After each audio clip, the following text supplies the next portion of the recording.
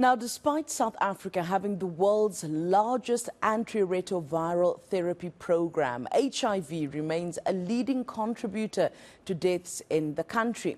Over 5.5 million people with the virus are on antiretrovirals.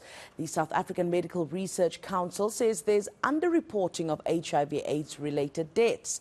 Joining me to unpack this is Professor Linda Gail Becker, Director of the Desmond Tutu HIV Centre. Prof, good morning to you. Very good to have you with us this morning. Let's start with, why does HIV remain the leading cause of death in South Africa, Prof, even with the world's largest ARV program? What are we getting wrong here?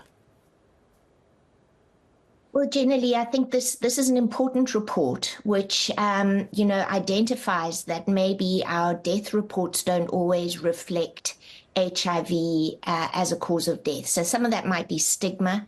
But the bottom line, what you're alluding to, is that HIV, is a disease that causes a long illness. Many of us will have remembered other infectious diseases where people perhaps get sick, and die quickly. HIV, it's a long and prolonged condition.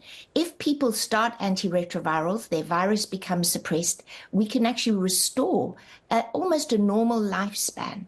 But for those people who either aren't taking their antiretrovirals well or have not linked into care, then HIV remains, a cause of mortality and reasons why lives may be shortened. So I think it's a mixture of the fact that our epidemic is very large and people are aging with their HIV, but also that I think we haven't yet reached everybody with antiretroviral therapy, and not everybody is able to take their antiretrovirals in a way that restores their health.